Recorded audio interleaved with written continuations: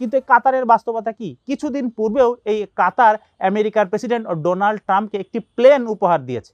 আপনারা ভাবতে পারেন যে একটি দেশ, কাতারের মতো একটি দেশ, আমেরিকার প্রেসিডেন্ট তাকে একটি ব্যক্তিগতভাবে একটি প্লেন উপহার দিয়েছে।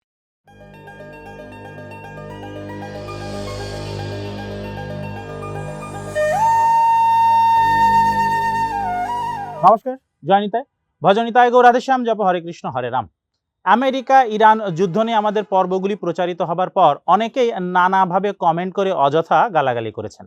কেন কমেন্ট করে অযথা গালাগালি করা, সেই বিষয়টি আমি বুঝতে পারলাম না। সেখানে কোনো তথ্য প্রমাণ বা যুক্তি আপনার উপস্থাপন করেননি, অযথা গালাগালি করেছেন, ব্যক্তিগতভাবে আক্রমণ করেছেন এবং আমার ধর্মকে নিয়েও কটূক্তি করেছেন। কেন আমাকে এইভাবে আক্রমণ করা, সে বিষয়টি আমার মোটেও বোধগম্য হচ্ছে না। কারণ আমি স্পষ্টত এই আমেরিকা ইরান যুদ্ধের বিরোধী। আমি চাই না যে সাধারণ মানুষ নির্বিচারে হত্যা হোক, এবং বিভিন্ন পর্বে আমি আমেরিকার যে আগ্রাসী মনোভাব, তারা বিভিন্ন দেশে কিভাবে সরকার পতন করেছে বা কিভাবে তারা পৃথিবীকে নিয়ন্ত্রণ করছে, সেই বিষয়গুলি আমি বারবার আপনাদের সামনে উপস্থাপন করছি। তাহলে কেন অযথা আমাকে গালাগালি করছেন, আমার ধর্ম নিয়ে কটূক্তি করেছেন, সেই বিষয়গুলি আমার বোধগম্য হচ্ছে না। যারা অযথা গালাগালি করছেন তারা একবার ভেবে দেখুন যে সারা পৃথিবীতে মুসলিম দেশগুলি আমেরিকার সাথে কি আচরণ করছে। যে মুসলিম দেশগুলি অস্ত্রশস্ত্রে সজ্জিত বা অর্থনৈতিকভাবে শক্তিশালী, সেই দেশগুলি আমেরিকার সাথে কি আচরণ করছে, তারা এই আমেরিকা ইরান যুদ্ধে কোন পক্ষ নিয়েছে। এই যে দেশগুলি, তার মধ্যে অগ্রগণ্য তুরস্ক। সেই তুরস্ক একটি ন্যাটোর সহযোগী দেশ, অর্থাৎ ইউরোপের কিছু দেশ এবং আমেরিকা মিলে যে একটি সামরিক দল গঠন করেছে, যেই সামরিক শক্তিটি নিজেদের নিরাপত্তার জন্য বলে তারা দাবি করে থাকে, তার একটি সহযোগী দেশ তুরস্ক। অর্থাৎ তুরস্ক প্রত্যক্ষভাবে আমেরিকার সাথে সামরিকভাবে কাজ করে থাকে। আমেরিকার কাছ থেকে তারা প্রায়ই বিভিন্ন অস্ত্রশস্ত্র কিনে থাকে, এবং তুরস্কের যিনি প্রেসিডেন্ট, সেই এরদোগান কিছুদিন আগেই এই ডোনাল্ড ট্রাম্পের সাথে সাক্ষাৎ করে আসলেন, নানা প্রকারের চুক্তি সম্পাদন করলেন।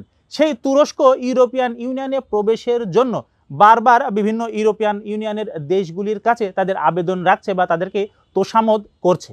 এই আমেরিকা ইরান যুদ্ধ চলাকালীন অবস্থায় এরদোগান, তুরস্কের প্রেসিডেন্ট, কেন ডোনাল্ড ট্রাম্পের সাথে এত দহরম মহরম করছেন, সেই বিষয়গুলি আপনারা একবারও ভেবে দেখেন না। দ্বিতীয় যে দেশটি, সেটি পাকিস্তান, যারা শুরু থেকেই আমেরিকার তল্পিতল্পা বাহক হিসেবে কাজ করেছে। এই নিউক্লিয়ার শক্তিধর দেশটি আমেরিকার কাছ থেকে অর্থ নিয়ে আরেকটি মুসলিম দেশ আফগানিস্তানেও যুদ্ধ করেছে। এই কিছুদিন আগ পর্যন্ত তারা আফগানিস্তানের নিরীহ মুসলিমদের উপরে নানা প্রকারের বম্বিং করে তাদেরকে হত্যা করেছে।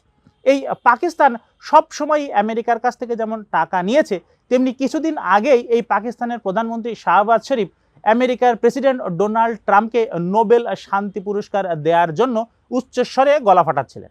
তিনি বলছিলেন যেন এই ডোনাল্ড ট্রাম্পকে নোবেল প্রাইজ দেওয়া হয়, তাও আবার কিসে? শান্তিতে। তাহলে একবার ভাবুন যে পাকিস্তান নিজেদেরকে এত মুসলিম দেশ বলে গর্ববোধ করে, সেই তারাই আমেরিকার সাথে হাত মিলিয়ে ইরানের বিরোধী কাজ করছে। বাংলাদেশ, যেটি আরেকটি মুসলিম দেশ, সেই বাংলাদেশেও একই অবস্থা।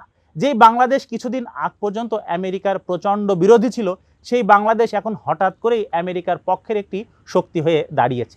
আমেরিকার যে 250তম স্বাধীনতা দিবস পালিত হলো, তা বাংলাদেশে ঘটা করেই পালিত হয়েছে। আর সেখানে যোগ দিয়েছিলেন বাংলাদেশের বড় বড় রাজনৈতিক দলের নেতৃবৃন্দ, যারা একসময় বাংলাদেশের তীব্র বিরোধিতা করতেন। সেই রাজনৈতিক দলগুলিও এখন তারা বলছে যে আমেরিকা তাদের বন্ধু রাষ্ট্র, আর তাই এই ক্ষেত্রে আমেরিকা ইরান যুদ্ধের সময় তারা ইরানের পক্ষ না নিয়ে বরঞ্চ তারা আমেরিকার পক্ষেই কথা বলে যাচ্ছে। কাতার আরেকটি মিডল ইস্টের দেশ, যারা আমেরিকা ইরান যুদ্ধের সময় তারাও তৃতীয় পক্ষ হিসেবে থাকার চেষ্টা করেছে। কিন্তু এই কাতারের বাস্তবতা কি? কিছুদিন পূর্বেও এই কাতার আমেরিকার প্রেসিডেন্ট ডোনাল্ড ট্রাম্পকে একটি প্লেন উপহার দিয়েছে।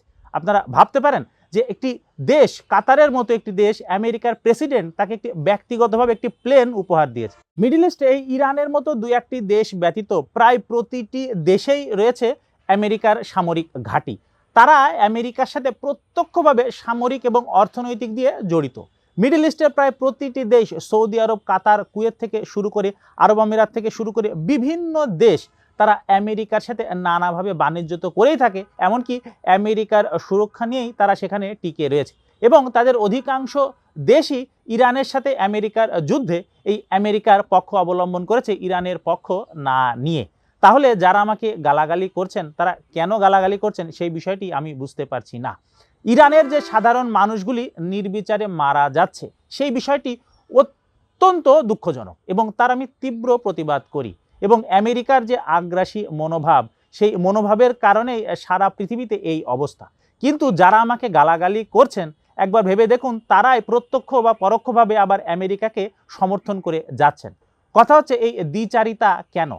কেন একদিকে গালাগালি করা আর অন্যদিকে সমর্থন করা? এই যে দেশগুলির নাম নিলাম, এই প্রত্যেকটি দেশ রাজনৈতিকভাবে প্রত্যক্ষ বা পরোক্ষভাবে তারা আমেরিকা এবং ইরানের যুদ্ধে আমেরিকার পক্ষই নিয়েছে।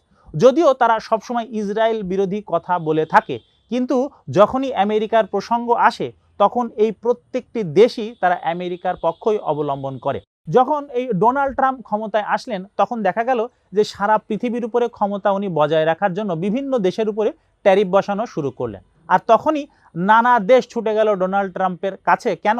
তাদের ট্যারিফ কমিয়ে নানাভাবে বাণিজ্য চুক্তি করার জন্য। যে দেশগুলির আমি নাম নিলাম সেই দেশগুলি বারবার করে ডোনাল্ড ট্রাম্পের কাছে গিয়ে তাকে তোষামত করে নানাভাবে বাণিজ্য চুক্তি সম্পাদন করলেন। এবং সেই বাণিজ্য চুক্তির ক্ষেত্রে কিছু ক্ষেত্রে দেখা গেল যে এই দেশগুলি নিজেদের স্বার্থ সম্পূর্ণ জলাঞ্জলি দিয়ে ডোনাল্ড ট্রাম্পের কথা মেনে নিয়ে আমেরিকার সাথেই সেই চুক্তিগুলো সংগঠিত করেছিল।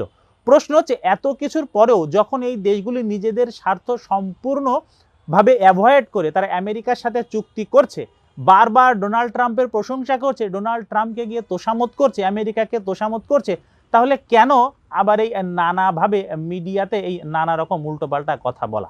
আমাদের মতো যারা আমেরিকার আগ্রাসী মনোভাবকে সামনে নিয়ে আসার চেষ্টা করছি তাদেরকে না বুঝে কেন অযথা গালাগালি করা?